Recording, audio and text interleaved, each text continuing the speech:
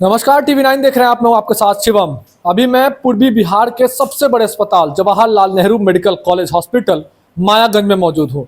भागलपुर का सबसे बड़ा अस्पताल है, लेकिन अपने स्वास्थ्य व्यवस्था की बदहाली की वजह से लगातार चर्चा में बना रहता है। और अब स्वास्थ्य व्यवस्था की वानगी हम आपको दिखाना चाहेंगे, किस तरह की स्वास्थ्य व्यवस्था है यहाँ मायागंज अस्पताल में। आप देख लीजिए स्क्रीन पर जो आपको अभी जो मरीज यहाँ पर नजर आ रही है, इनके कमर के रीढ़ की हड्डी में जो है वो समस्या है। ऑपरेशन डॉक्टर ने लिखा है कि ऑपरेशन इनका करना पड़ेगा, लेकिन 2 महीने का वक्त जो है वो बीत चुका है और यहाँ पर ये मरीज भर्ती है। अब तक जो है ऑपरेशन इनका नहीं हुआ है।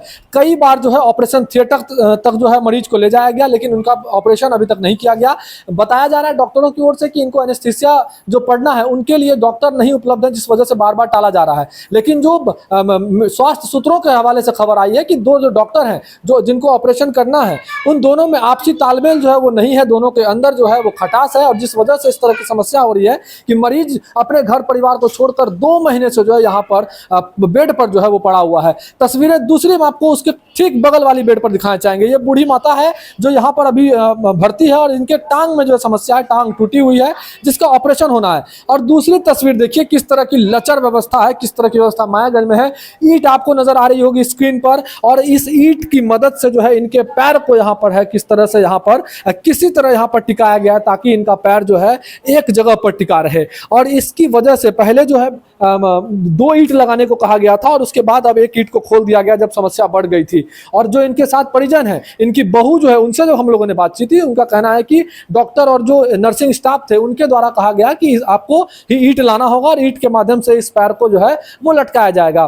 तो इनकी बहू के द्वारा जो है 12 बजे रात में अस्पताल के बाहर जाकर जो है सड़क पर से ईंट उठाकर वो लाई, और उसके बाद इस तरह की व्यवस्था आपको अस्पताल में नजर आ रही है। तो समझ सकते हैं कि सरकार चाहे बेहतर स्वास्थ्य व्यवस्था के लाख दावे कर ले, करोड़ों रुपए खर्च जो है स्वास्थ्य व्यवस्था में अनियमितता ना हो इसके लिए अस्पतालों में खर्च किए जाएं, लेकिन वो पैसे कहां स्वाहा हो जाते हैं यह आपको अब नजर आ रहा होगा, जब इस तरह की खबर निकलकर सामने आ रही है कि कोई मरीज 2 महीने से तो कोई 1 महीने से जो है ऑपरेशन के लिए तरस रहा है कि है डॉक्टर साहब मेरा ऑपरेशन कर दीजिए। लेकिन डॉक्टर साहब हैं कि आपसी खटास में लगे हुए हैं।